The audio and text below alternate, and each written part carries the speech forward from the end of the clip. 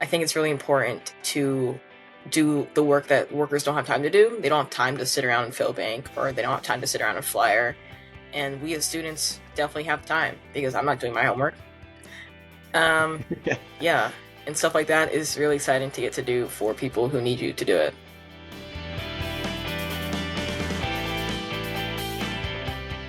Hello, powerful people, and welcome back to the Power at Work blog. My name is Seth Harris. I am a senior fellow at the Burns Center for Social Change, and I'm delighted to welcome you back to the blog, but also to tell you you're in for something very different today. Totally different from our past set of blogcasts, and that's because today there's going to be a student takeover of the Power at Work blog. We've got 3 Northeastern University students who are involved in an organization called HOWL.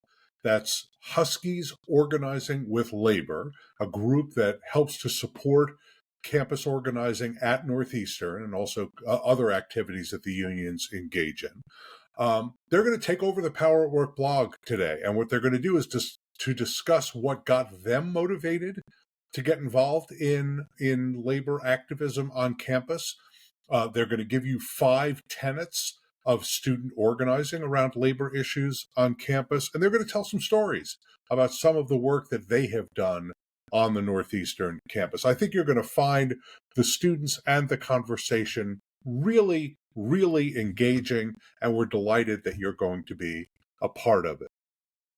But before we get to that conversation, I want to extend a personal invitation to a very special event on the Northeastern University campus. On March 27th at 6:30 p.m., the Power at Work blog, the Burns Center for Social Change, and the Massachusetts State House Employees Union will host labor journalist Hamilton Nolan for an in-person question and answer session and book talk about his forthcoming book, The Hammer.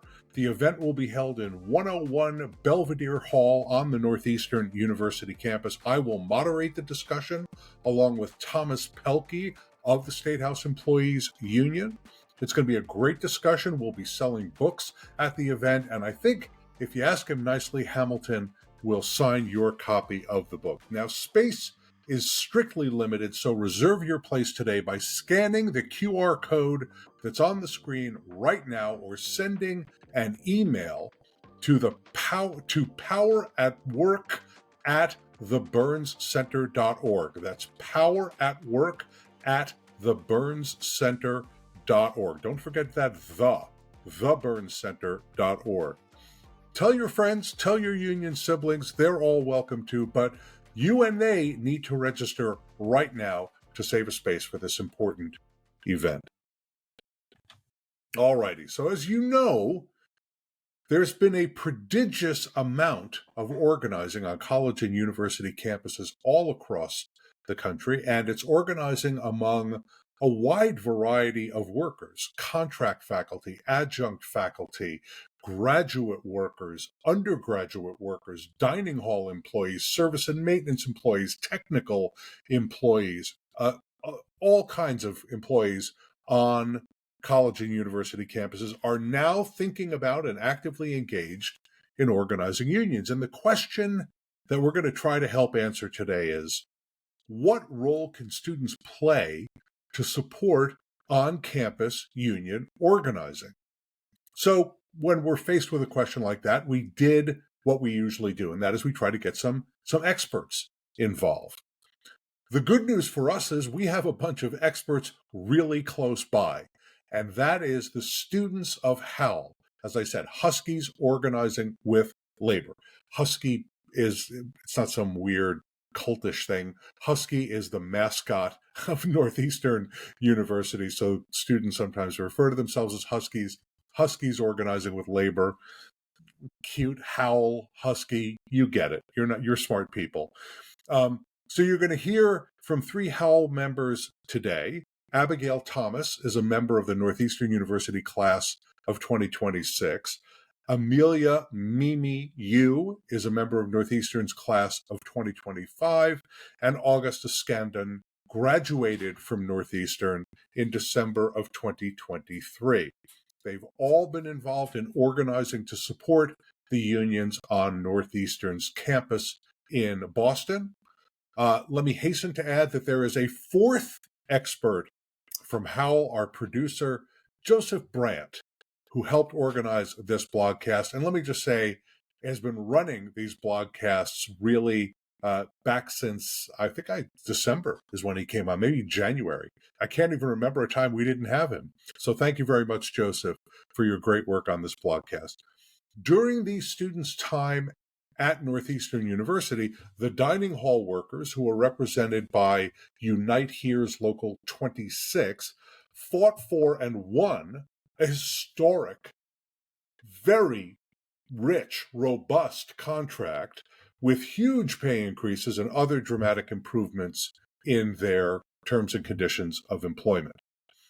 Also, during these students' time here, the graduate workers at Northeastern University organized a union called GenU UAW. That's Graduate Employees of Northeastern University, obviously affiliated with the United Auto Workers. That happened, they won their election just a few months ago, toward the end of 2023, and they're beginning the bargaining process, or they're in the bargaining process with the university now. So these students have seen a lot, they've played an important role, and I think they have a lot to teach us. Our hope is that other students at Northeastern and students at other colleges and universities will learn some valuable lessons from the HOWL members' experiences, and maybe they'll put those lessons into practice, supporting union organizing and collective bargaining on their campuses. Or maybe you'll just find this group of students really engaging and really interesting, as I did. I've had the good fortune of visiting with them a number of times, and they're terrific. They're really interesting people, and I'm glad to be able to introduce them to you. On a personal note, I really identify with these students. As those of you who are regular viewers of the Power at Work blogcast know, my first direct involvement in labor activism without my parents happened when I was 17, 18 years old, and I was a freshman at Cornell University. The service and maintenance employees at the university had organized and won an election that created UAW Local 2300. During my freshman year, they were forced to strike in order to get a first contract, and I was one of the students involved in organizing support for that strike. There were a lot of us involved, a lot of activist students at the School of Industrial and Labor Relations at Cornell. We walked picket. We did a lot of things to support those workers. Also, during my freshman year of college, the campus police officers organized into an independent union, and I was one of their student supporters as well. And let me just say, I had the opportunity to be in the room when the votes in the representation election were counted by the National Labor Relations Board. And I have to say, it was one of the most thrilling evenings I have ever experienced. The joy that those workers felt when they won that election was really powerful. And I have the pictures of it in my mind. It was that powerful. It stuck with me till today.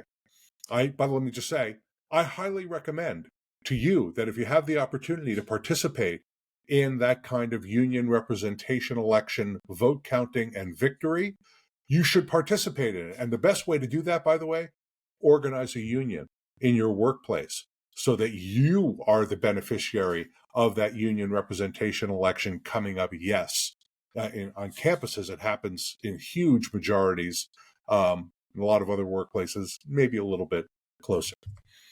So now, 2 or so generations later, August, Mimi, and Abigail are fighting the good fight in support of workers at their school, as so many students across the country are doing now, and as my classmates and I did on the Cornell campus so many years ago. So those are our guests. You are our audience. Here's our discussion. Enjoy.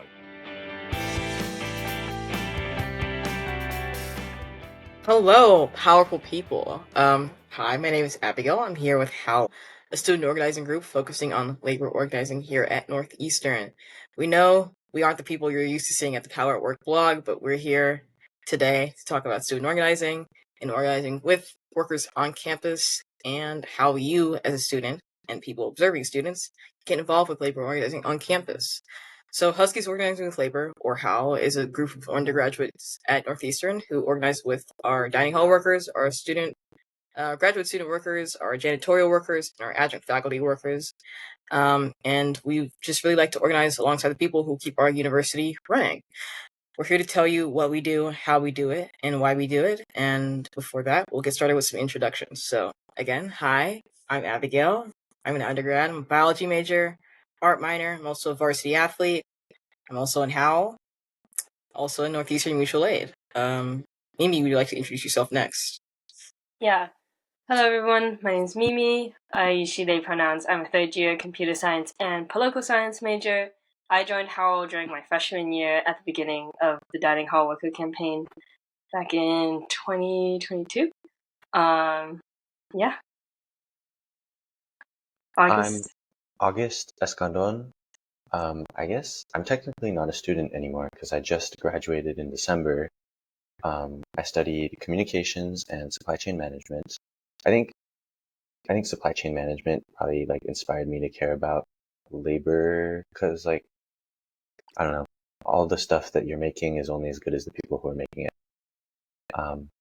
I joined HOWL at the end of their campaign alongside the dining workers, probably right at the beginning of the summer and 2 months before they won their epic contract victory. I think I've helped a lot with the helping the graduate students form their union, and yeah, it's a really important issue to me. Yeah, and I guess to round back to our introductions, I joined HOWL my first year. I'm a second year, so right off the tail of the dining hall worker campaign, I came in and they were like, "We won." And I was like, "Okay, great. So what should I do?" After that, our graduate workers started their union campaign, and I get to help with that campaign. I joined HOWL because my family is a bunch of immigrants, and I see in the conditions in hotels, in domestic labor, and just in general, and I just really felt some type of way about that. And really just wanted to change it. So, HOWL as an organization has been around for a long time.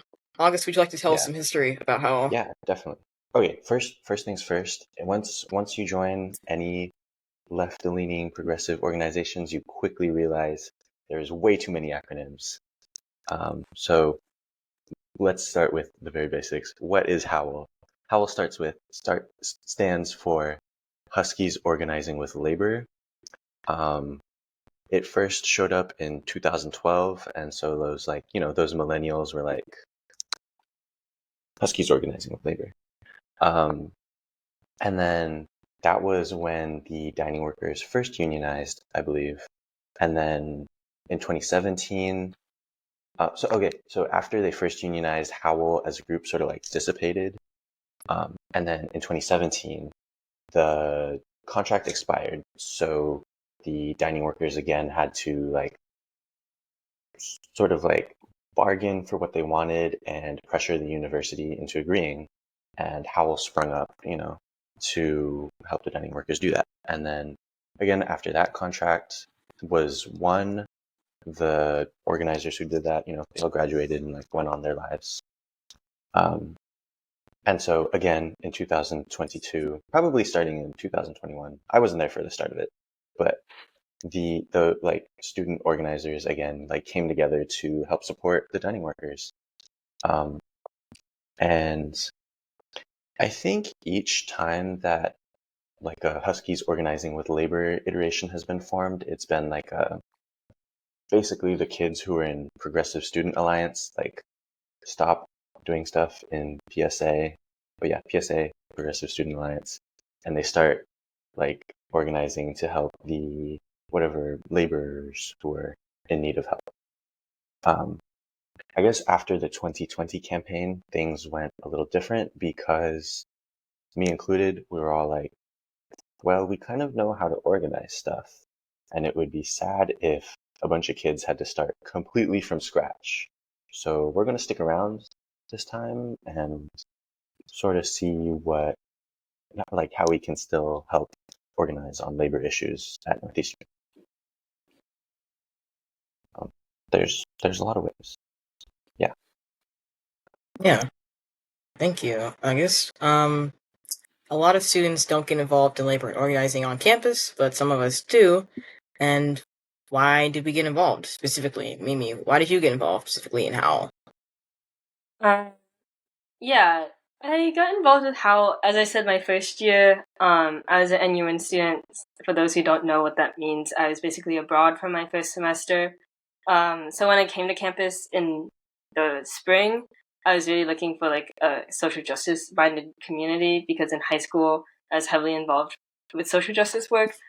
And so I joined the YDSA. I didn't know PSA existed. YDSA is Young Youth Democratic Socialists Yeah. of America.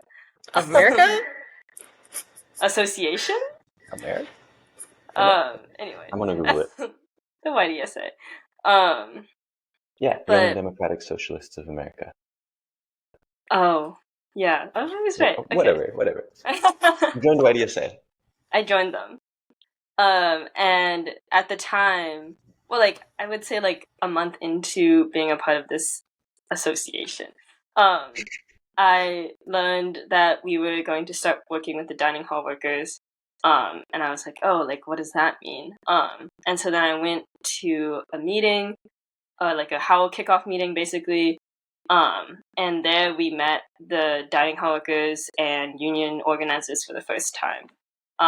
And they told us some like personal stories about like conditions in the dining halls and like the experiences as like immigrants in America. And like very similar to Abigail, my family is a family of immigrants. And it just really like hit home in many aspects. And so that kind of personal connection and also cultural one, because like a few of them were Chinese and I'm also Chinese, kind of like drove home the point of like, this is something that I care about that I never really like had the opportunity to touch before. And the reason why I kind of stuck around was because of this community I found, but also I found like really amazing mentorship within like the other people, like the other students organizing, and like some of the union organizers have become like a long-term mentor for me. That's awesome. I feel like definitely, yeah, the like Northeastern community of organizers is definitely like, I guess if they were terrible, I wouldn't be there still. But I found them to be like really, really fun people to be around, and also like really hardworking and really smart and really inspiring. So that really resonates with me. I guess I like dining workers specifically. I worked in like a sort of like dining hall at a retirement home during 2020 and 2021, like first years of the pandemic. Are we allowed to swear? It was really bad, and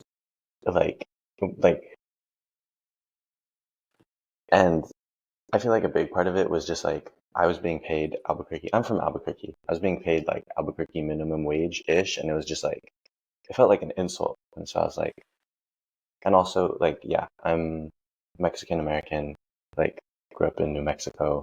And so like seeing so many like Latinx, like almost like the only Latinx people here in Northeastern's community are like working for the university. And so it's just like, yeah, it makes me so mad like that they can get exploited. And also it's like we pay so much money to go here and like so little of it goes to the people who are like directly working for us. And yeah, makes me mad. I need the dining workers. They need their check. Yeah. I definitely agree with that. And you know, the dining hall workers are like mi gente. Like those are my people. Yeah. They serve us every day. When I was a freshman, I'd go in the dining hall every day and be like, "What's up?" to my people. Yes, I need chicken. Yes, I'm gonna take it out in this container. And yes, I'll see you tomorrow at the same time. Yeah. I just think it's important to care for the people who work here and to like form connections with them, and to also like have an understanding that, you know, as a student, you're also a worker. You go to school and then you go to work, and people also do that who work at the dining hall. They also went to school and they also went to work. It's an interesting thought to have. Yeah. So, as you can see, our members join HOWL for different reasons, but we all come together around the same point of standing in solidarity with our workers. Mimi, can you tell us a little bit more about what HOWL hopes to achieve or what our members do with our organizing capacity? Wait, can I jump Yeah, in? so I think HOWL from the get-go organizes out of a belief that like solidarity is the strongest force workers can have.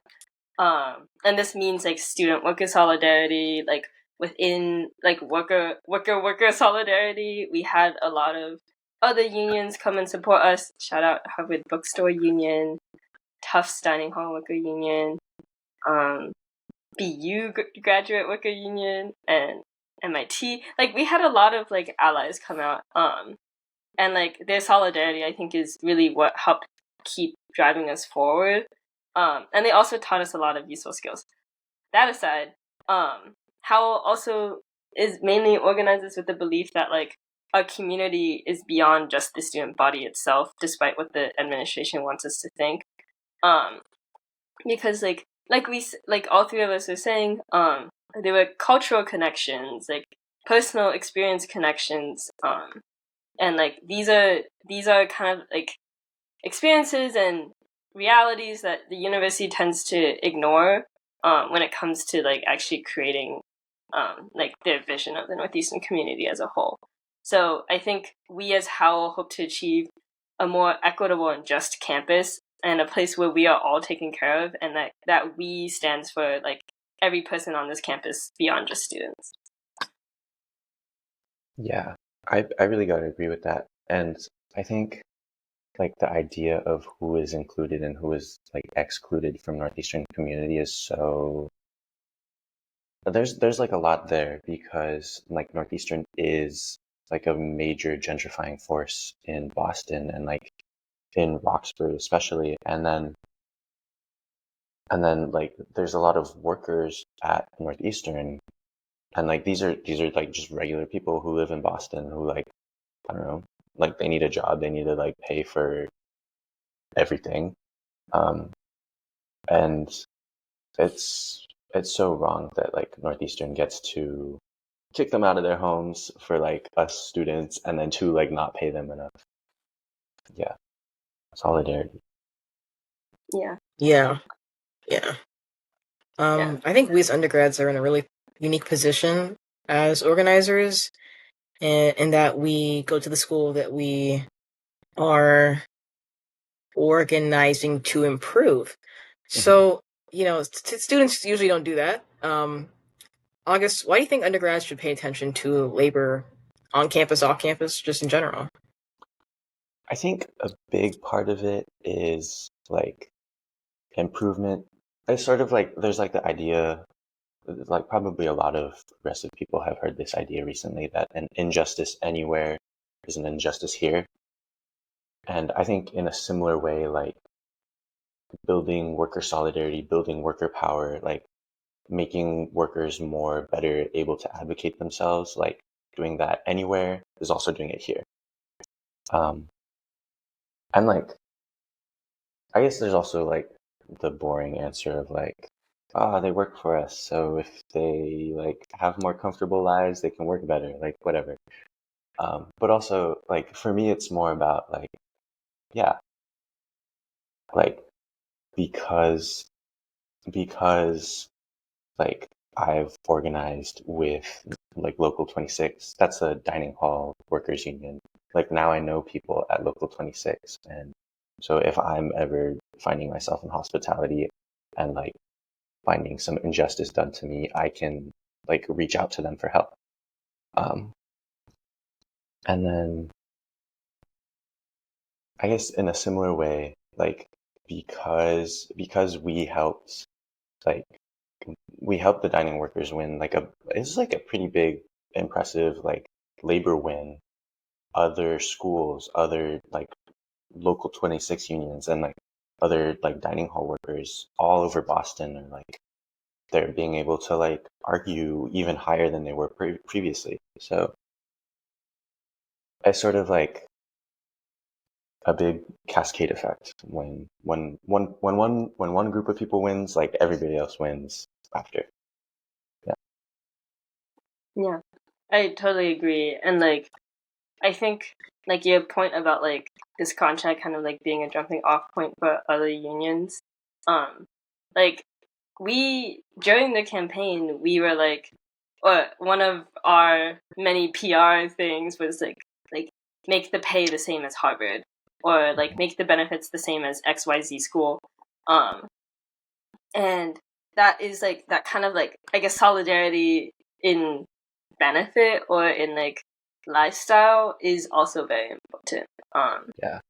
I think, and I think like to a certain extent, like why should undergrads pay attention to labor? Like we are laborers for this university. Like I'm thinking about one of my best friends goes to Wesleyan, and their RAs recently made a union. And I think they're like one of the, if not the only RA union in the United States.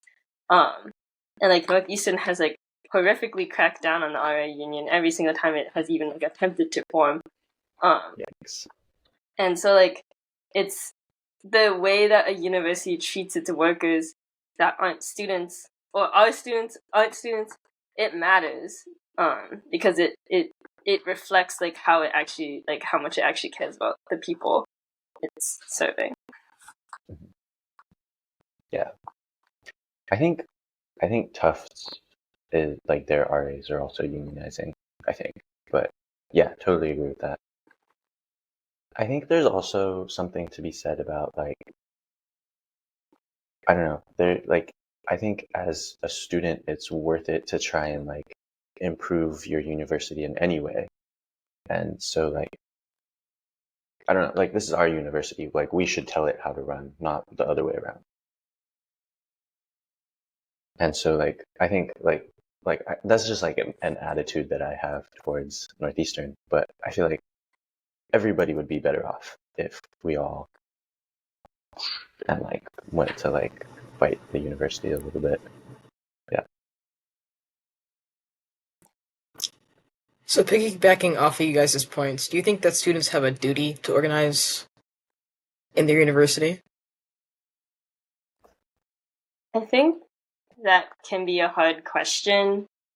I think that everybody in the student population has like a different capacity and different needs. And of course different life experiences. Like our life experiences kind of drove us to seek out HOWL as an organization. But there are many people that I pulled into HOWL like during my time, like during over the dining hall worker campaign, that I was just like, I know you're not a bad person and that you care about human beings. Come to this meeting. I promise like these are some like great people you want to meet. And like they weren't like social justice warriors or whatever the people want to call us.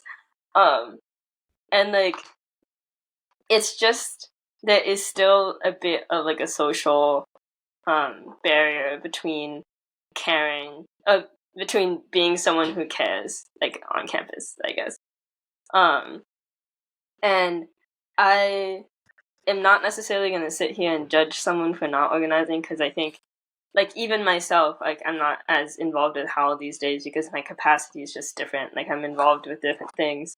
But I think when it comes down to it, like when it came down to when push comes to shove, like at the end of the dining hall worker campaign when the contract was about to expire, like we kind of needed all hands on deck.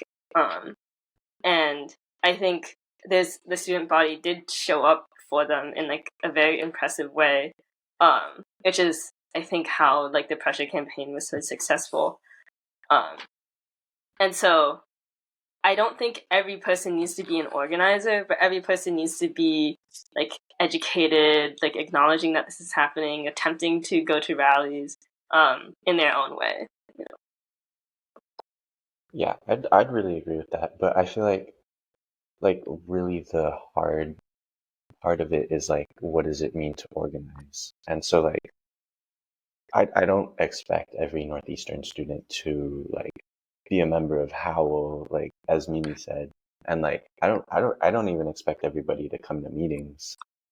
But like there will be like key moments when everybody has to show up, like at the end of the dining hall campaign or I feel like there might be some moments coming up soon when it'll be like that, and like I like there are certain situations where it's like the contract's about to expire, like there's a rally coming up, like you got to show up.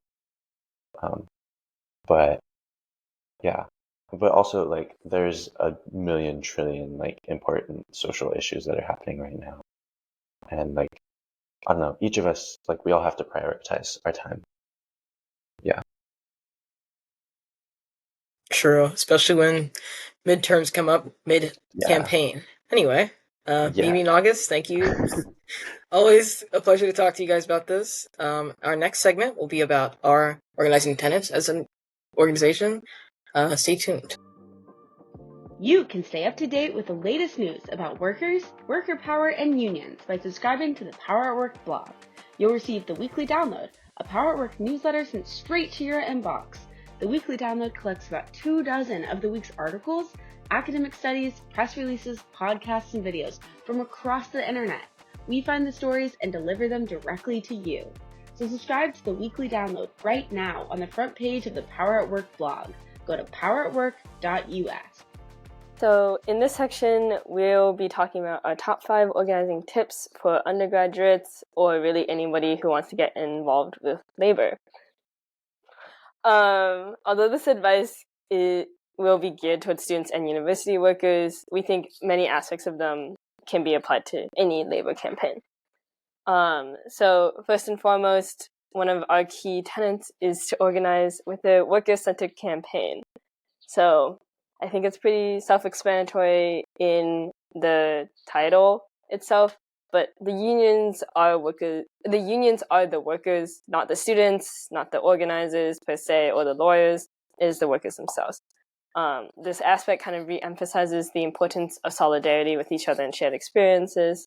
And it also kind of draws a line between what it means to be within a union and then what it means to like be with solidarity with those within a union. August, do you want to talk a little bit about how this has shown up during HOWL's time?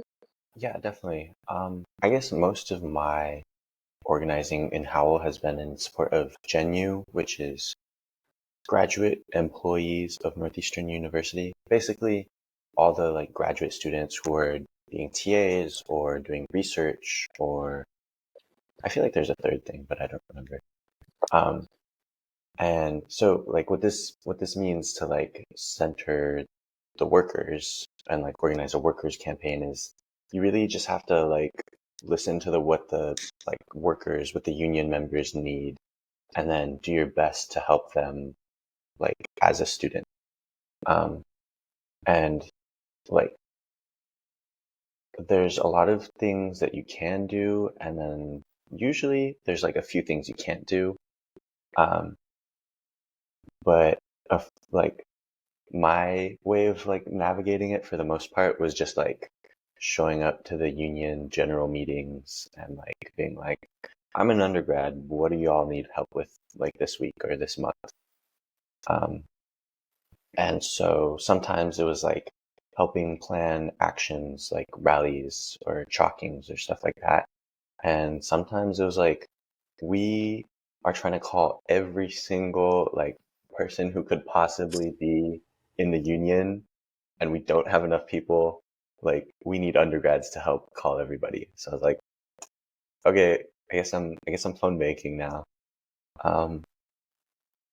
And definitely there's some awkward moments where, like, especially with the phone banking, I was like, hello, person on the phone.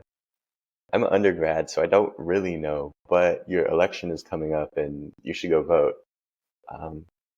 And yeah, but really it's just all about like listening to what the workers need and like figuring out the best way to support them. I guess Mimi, like what was the ways that you did this working with dining workers? Yeah. For the dining workers, it was really interesting because the timeline we talked a little bit about how the union kind of reached out to the PSA and the YDSA, or it might have been PSA then reached out to YDSA. I can't exactly remember. But either way, it was kind of like spurred on by this like long time alliance the union had with these specific student groups. And so we as students spent a lot of time interacting with dining hall worker stories and experiences and kind of building the campaign off of that.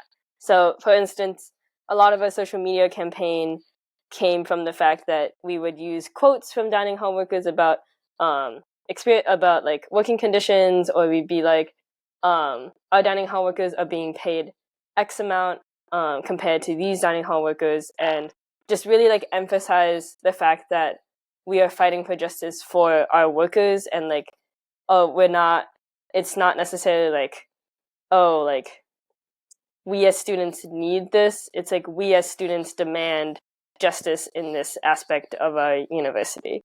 And so a lot of our campaign also kind of centered on like making sure we had like translators at rallies, because most of our dining workers speak a second language, or English is their second language, and so it's important for accessibility. Even though we live on a mostly English speaking campus, and just kind of like small things like that, I think really drove home the fact that like the core of our mission is not that we are students who care about labor organizing per se. It's that we are students who care about our dining hall workers or our workers on campus.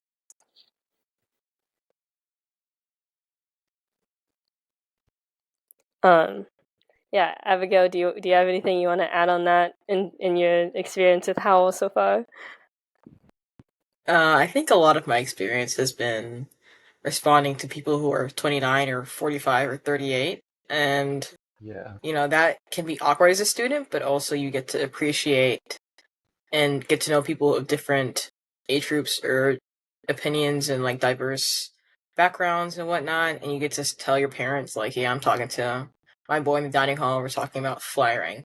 A lot of flyering is done. I'm good on my feet, so I like to do flyering. Film banking for Virginia was kind of scary for me. I did get a few angry callers, but it's just what you got to do. I think it's really important to do the work that workers don't have time to do. They don't have time to sit around and fill bank, or they don't have time to sit around and flyer. And we as students definitely have time, because I'm not doing my homework. Yeah, and stuff like that is really exciting to get to do for people who need you to do it. Right. Kind of speaking about things that we as students specifically have the capacity to do.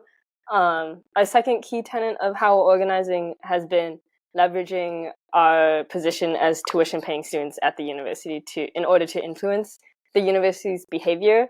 So we do live in a capitalist society. Sorry to break it to you. But as a result, like, money speaks. Are we forced to pay the money? Sure. But it is still like we are putting a significant investment into this university.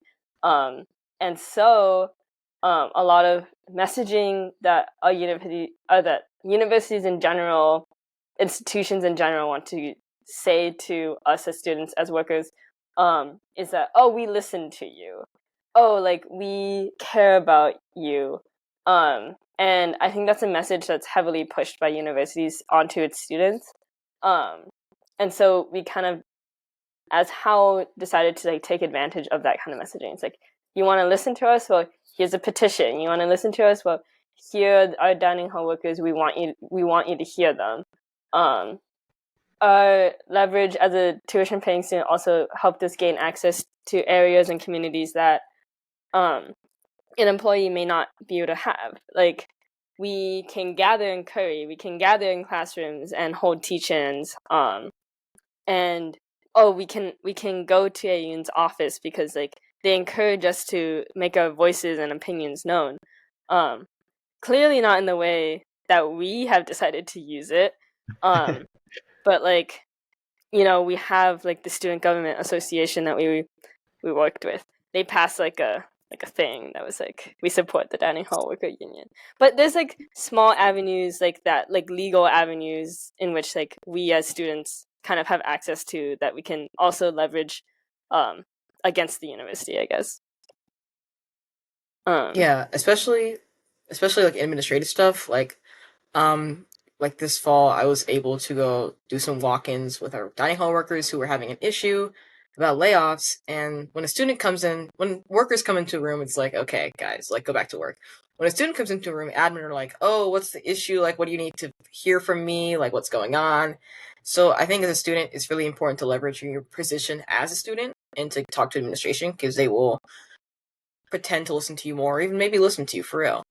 I really want to emphasize the point that HOWL is a coalition of students. Right now, we function as a club because we want to maintain our organization like past just singular campaigns in order to preserve longevity and our history and our rich culture and our network. But in the past, when big dining hall campaigns have happened, they've been a coalition of student groups. So it's HOWL as a coalition of like YDSA and PSA and yoga club and every student group you can think of. I think last campaign there were 73 different student groups signed on to the HOWL coalition in support of dining hall workers and using our collective student power. I'm not going to say bargaining power because we're not in a union, but our collective student power together in support of workers has been really effective. Yeah, I feel like a good word for it is like influence, just because the university kind of wants to cater to its students. Kind of. Yeah, I agree. I think like also if you run the math on the number of students we were able to kind of like connect with via like our coalition organizing strategy. Basically, okay, I'm gonna start from the beginning. Our coalition organizing strategy is to get as many student groups, clubs, to sign on as a HOWL coalition member. And that process was basically started with the student justice groups because that's the easiest place to start. Again, you care about people, it's your whole thing. Please care about people on campus. It's pretty easy to make that jump. Beyond that, we connected with clubs like math club. I think we got like a dance team.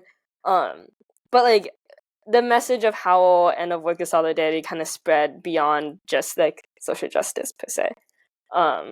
And I think that was another piece of leverage because like again, if you run the math, that's like a couple thousand students in these clubs. Like beyond just like social justice, the university can't really necessarily ignore that, oh, it's not just these people who are always like a pain. It's like everybody who cares about something in the university cares about this topic. And so that kind of messaging of like student worker solidarity, with students leveraging the fact that they have access to all these different kinds of communities, I think was a huge win in HOWL. Yeah. And to piggyback off that point of student connection, our third key to building a student worker solidarity campaign is to make sure you talk to workers, okay? Number one, get to know the people you are organizing with. I did this by going to the dining hall, saying, hey, what's up? Getting to know people's names, letting them know my name, letting them know my face or my lack of face, because we masked up. But, talking to workers is really important because you don't know what they want unless they tell you. And it's good to build a connection and get to know about their personal lives, maybe share some things. I got workers telling me like, I heard you got a midterm coming up. Good luck. I'm like, thank you so much. Bless up. And student worker solidarity really just looks like forming relationships. It's nothing like complicated or like formative or formal or like extremely like pathologized. It's just like talking to people and getting to know them. So over the course of these campaigns, I've gotten to know a lot of dining hall workers, a lot of graduate workers. I still don't have 100 in physics, but I have people to talk to. And specifically in HOWL, we host some events such as our labor summit, kind of yearly, kind of not. But we host a labor summit where students and workers come together and like converse and talk about our needs and our issues and how we can help each other and just like getting to know each other. It's kind of a little mixer event. And we also host bi-weekly And You for the Common Good, which is our coalition's way of coming together with our union representatives from the graduate union, the adjunct faculty union, dining hall workers. One day we pray for the janitorial union to to slide into our DMs, but good luck for us on doing that. But we host this meeting just to get to know what they need that week, what we need that week, how we can help each other, and we report back to HOWL to see what we can do for them. And it's really important just to make sure that you are in communication with workers at all points in time. You don't want to just start doing things on your own because it's not your union, okay? You're just helping them out. Remember that. Yeah, that really segues well into like our fourth key point, which is like know your place. And it's like this one's sort of vague because it's like your place as a student means that you're kind of like the cash cow of Northeastern University. And obviously Northeastern cares about its money as we all do. And that like sort of gives you some control and like some influence over the university. But it's also like you are not like one of the workers, you're not in the union. And so I guess you have to be careful about like you can't say like you should do this for these reasons as much. It's usually like better form to be like, I'm doing this for these reasons. Like this is my personal experience, and then here are the list of demands that the workers have presented so far. And there's definitely been times when like you have to like very carefully like balance like not saying too much while still like saying things that like are like calls to emotion and like getting other people to care without like being like, oh, all workers feel this way. Yeah, I don't know. I feel like the other ones have been like good fun tips. This one's like be careful. But yeah, and then also there are some moments when like I guess being a worker and like joining a union and like a lot of it is about saying like this stuff isn't working for me, and that kind of puts you in a vulnerable position. And as a student you're being trusted with that sort of vulnerability, and you have to like be careful about that, I guess. Because there are definitely ways you can hurt these workers that you're trying to help. I don't know. Do y'all have thoughts on that? Yeah, I wanted to tell a story about over the summer. So the dining hall worker campaign I would say it ran like 4 months. But oh my god, 1 second. Okay, now we're back. We're so bad. So at the end of the spring semester of 2022, we delivered a letter to the president of the university's office, and we actually ran into him in the staircase, and it's really awkward because you're like, we just tried to reach you, and so we followed him up the staircase, and we like talked to him briefly within the staircase. Wait, were you were there for that? I was there for that. Well, that's crazy. Iconic moment. I was Member scared. of history right here. Oh no, I'd be so scared. I was shaking in my boots. Me and my boots, we were shaking. Yeah. But like obviously, like as a student, you do not want to be in that situation where you're like, oh, I'm gonna directly, physically confront the university's president about this issue that I care a lot about. But I'm just a kid. And yeah, so it was really scary, but we had someone with us who was a grad student, sorry. And they were involved in the 2017 campaign. And basically, we went all the way up to his office. Which is on the 6th floor, by the way. And he basically like didn't really talk to us at all. Unsurprising. They have like PR for this for a reason. And he was like, you can talk to like some other guy, like third in command, basically.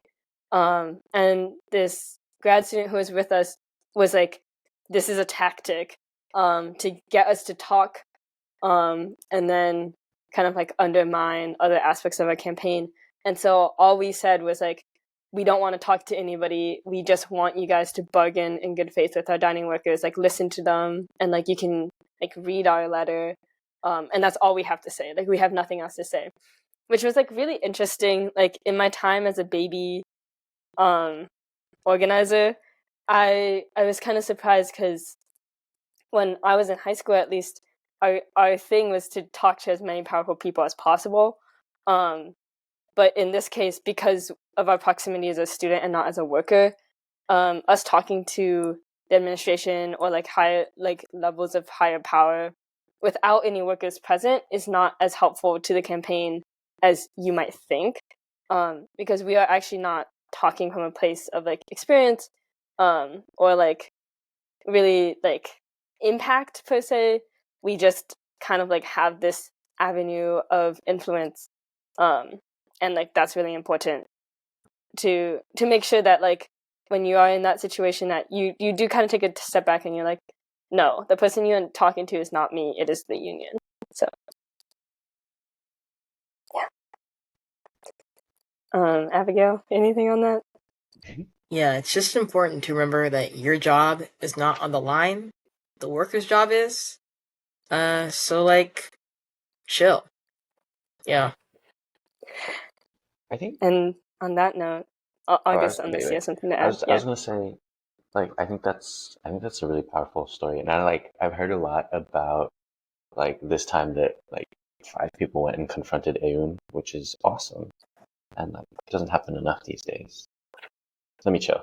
But I never heard that part of the story, and yeah, like I think there is something very powerful for like standing up for other people when you can. And I think we should all like, stand up for people who maybe don't have the time or the voice or the influence. But yeah, I think it is also really good to be like, we just want you to bargain in good faith. Like, we're here for a reason, and you can go talk to them. Like, yeah, I think that's super awesome. Okay, let's move on. Real. Our last but not least point, key tenet of our organizing is to use public pressure. This is for sure shared across organizing of any kind, not just union organizing. But at HOWL, our public is kind of small because we kind of live in like a microcosm of society due to like being students, being workers at like this university that kind of like controls everything within that space, for better or for worse. But we did take advantage of kind of like what it meant to have many eyes on the situation. So we have a student newspaper called Hunt News. They're actually independent from the university because the university got mad at them for writing some inflammatory articles about the university. Fun fact. But they wrote many, many articles about us because that's their whole thing. But it was really helpful because like those articles were shared on like social media platforms like Reddit, which is surprisingly our university's like most used social media platform. But like I think that also like speaks to when you are organizing, it's important to understand your audience and to understand like what does it mean to kind of like build solidarity and like how do you reach people that are kind of unreachable. Like for us, it was through Reddit and through Instagram and through these like kind of strange social communication channels. But that's how we got a lot of people interested in what we were doing. Additionally, for the junior campaign or the graduate student campaign, the Boston City Council actually publicly condemned Northeastern for the mistreatment of the unionizing students. And I thought that was really important because, again, the public pressure was on, the city council pressure was on the university to kind of do something. And so it's like, although we do live in this microcosm of a universe, like public pressure can come from anywhere, even from the government if you look hard enough, because there are laws about this. Yeah. I think also like adding to that, there are public officials who do care about like workers' rights and stuff like that, and you just have to find them or hopefully help them get elected, maybe. But yeah, sorry, back to you, Mimi. Yeah, no, for sure. I think labor has been a part of American history for so long. Like, it is impossible to, I guess, not believe in or not listen to labor at all. Because that's how you lose so much of your base, I guess. Also, everybody's a worker. We live in, as we've covered before, we live in a capitalist society. Yeah, and beyond that, well, the Boston Globe wrote a couple articles about HOWL and GNU and the Dining Hall Worker Union. So it's the eyes of the world, not the world, the eyes of at least Massachusetts were on this campaign. And I think it helped us kind of hold the university, the institution we're fighting against, far more accountable than just students could have. But beyond that, we also worked with the Boston Liberation Center, the BLC. They're based in Roxbury, and they're a community organizing center/space. And we held a lot of our social aspects of HOWL there. We had a barbecue over the summer, it was lovely. We chatting, building that student worker solidarity, that socialization. And that at that center we also met a lot of old Northeastern students who were part of the 2012-2017 campaigns. And they provided a lot of perspective and advice on how to approach this campaign. And kind of they themselves then brought their allies from the BLC. They gave us paint and paper and brushes and things to create art for our marches and stuff. And just kind of an ally like that, although smaller public space, but they had a really large presence during our rallies, and just when we are kind of feeling low, they were there to help pick us back up and be don't worry, this is a part of the process. Yeah.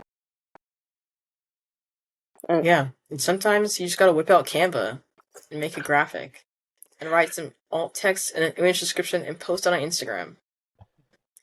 Yeah. There was That's true. definitely a couple moments there was a video of people walking up the stairs shouting it, and then there was another a video of some Northeastern contractor or employee or someone pressure washing some chalk or something and being pay your dining workers, and a video of them pressure washing that. The I don't know if it went super viral, but definitely all my Northeastern friends were this is messed up and stuff like that. I would argue went Northeastern viral. I think both of those videos. It for sure went Northeastern viral. Yeah, both of those videos got at least, if we're gonna do the math, at least 1,000. At least 1,000 likes, probably more views on various people's stories. We're talking about we are organizing within Gen Z. Everybody's got a phone, everybody's got Instagram. That's the primary way of communication. I've done so many class projects on those platforms. Again, kind of going back to an earlier point I made about knowing your audience. We knew social media was going to be a key part of this campaign, and so we made that Instagram gorgeous.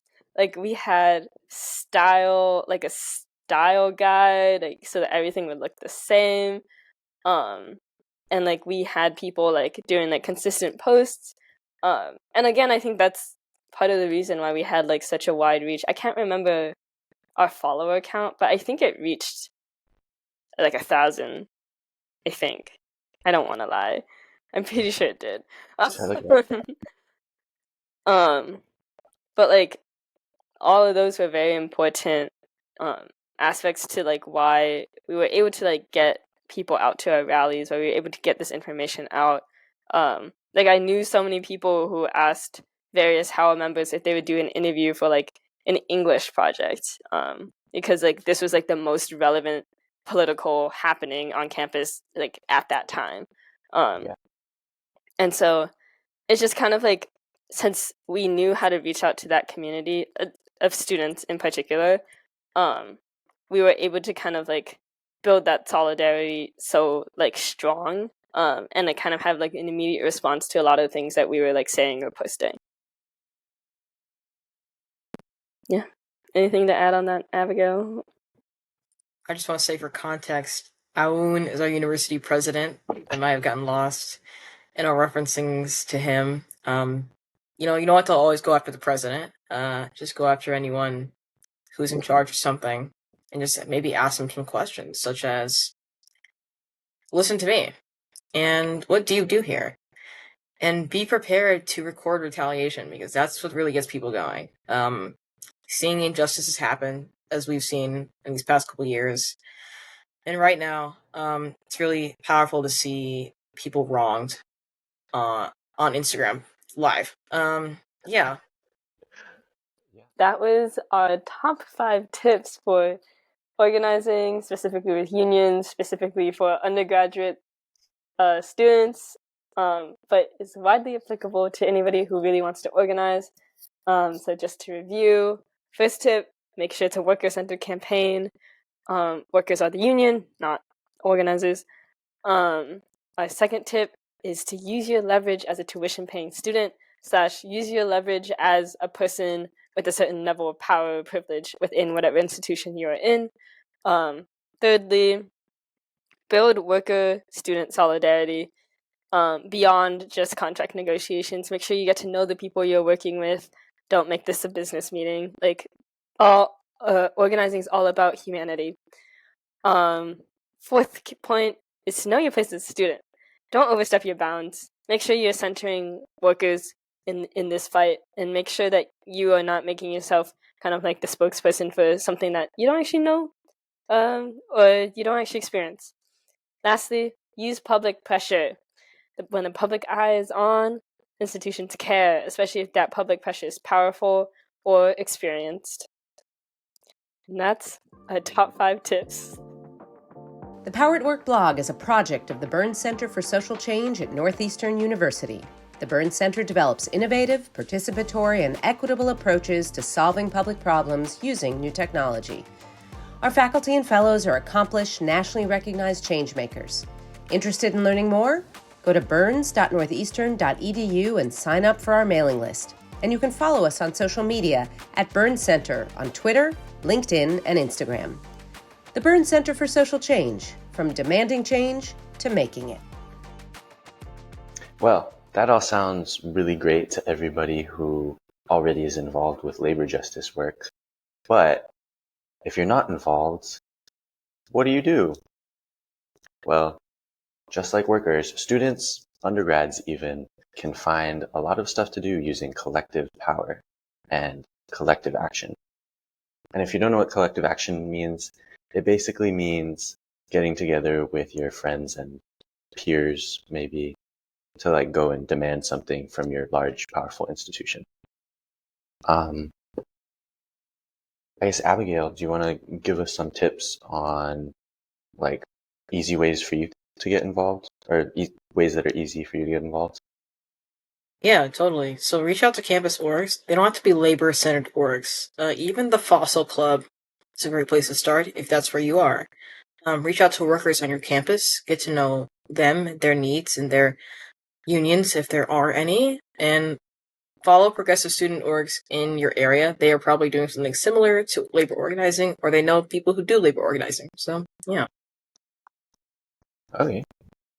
I guess, Mimi, do you have advice for people who are not on campuses, or maybe just don't know the groups on campus or around them yet? Yeah. For me, Google, honestly. I mentioned all the way at the beginning that I'm a computer science student. And I recently have become somewhat involved with like coding for social justice groups, specifically in the Chicago area. And like I found them through Google. Nice. And I think like even this like blog, like probably could find it via Google. And I think that there are a lot of like really amazing organizations that organize like across boundaries that you can kind of discover. I would just type into Google what you're interested in. Like if you're like, oh, I'm like computer scientist, do computer science, social justice, something will probably come up. Yeah. But yeah, and then like Northeastern has like like club finding thing. I think I would like do a little digging on if any institutions near you have something similar, whether it's through like the YMCA, or through like your church or whatever, like any community group. There's like bound to be somebody who's interested in the labor movement. Yeah, definitely. I think another big important thing is to complain a lot. Don't act like everything's perfectly fine, because it is not. And eventually, if you complain enough, you'll to enough people, somebody will know something. I guess a lot of like I joined HOWL, I've joined like a handful of other organizations. I'm starting to like I just graduated, so I'm like starting to branch out outside of Northeastern. And so much of like getting into these organizations is you have to talk to somebody. And you know, it kind of does start with complaining. So like HOWL's recruitment process was you like sign up for you like they had like a basically a Google form. I think it might have actually been a Google form. It's not always a Google form, but sometimes it is. You sign up and then someone reaches out to you and you have a little one-on-one and you have to like talk a little bit about yourself, and then sometimes it helps to talk about like what you want to do in the organization. But again, it comes down to complaining. And then once you're really advanced, you can think about what you want to do to solve the problem. And like, I don't know, I guess Mimi talked a lot about like PR and like computer science. I personally am not really into computer science, but I am into PR. And I've also like ended up doing a lot of like planning the events and the actions recently. And you just have to know what you want to do. Or you have to find someone who you like and just follow them around and do everything they do. I guess, Abigail, do you want to start wrapping things up and tell us how you find HOWL? Yeah, you can find us on Instagram at HowlNEU, on Twitter at Howl@NEU. If you want to join our email list, our link tree is linktree/Northeastern Howl. So, follow us or get our emails. We're so friendly and we're so cute, and we'd love to have you all follow us. Yeah. Also, we're still an organization so that we can still share our organizing experience and help laborers on campus. And while we're not terribly active right now, I think big things might be coming soon in the future. Maybe. It could be a hope. It could be nothing. Or it could not be. Yeah. Thank you so much for everybody who tuned in, everybody who's listening. We really appreciate this time. I think for us, it's like, for me personally, it's like important to reflect on these things. But also, it's important to share experience, and I hope that some of this is applicable for you somehow. Yeah, we hope to be back on the Power at Work blog soon enough, and maybe we'll see you there. Or maybe it'll be some other cute and friendly HOWL faces.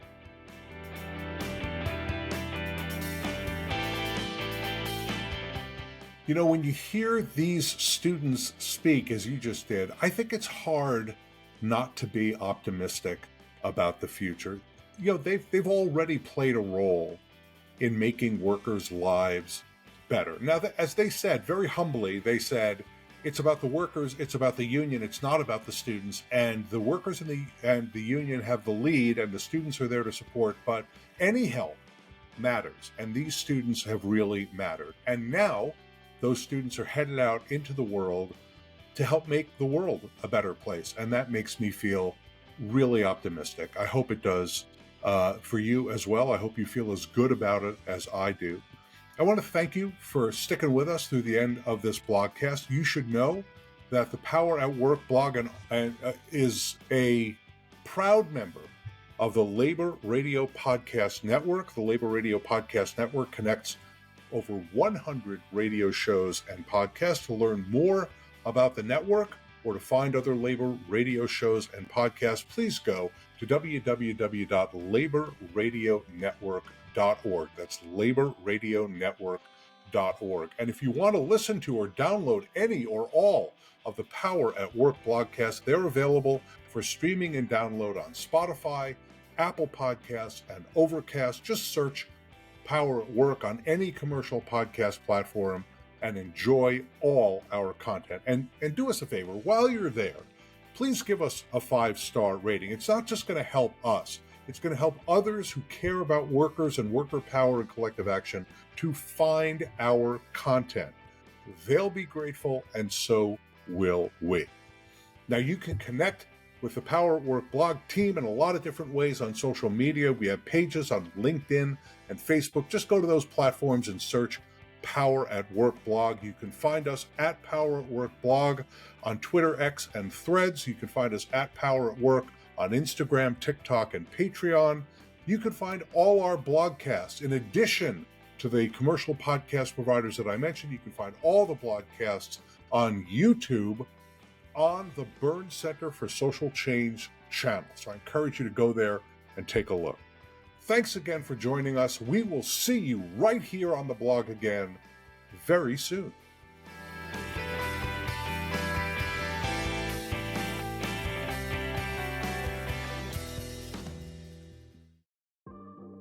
Public professionals, would you like to learn how data, digital innovation, and AI skills can improve your work and help you serve your constituents better? The answer is Innovate US. Innovate US offers no-cost learning on the skills you need to succeed in government in the 21st century. Attend a 1-hour weekly workshop or enroll in a course on AI or human-centered design at your own pace. It's all free to you. Visit innovate-us.org today to learn more and sign up. That's Innovate-US. Visit right now.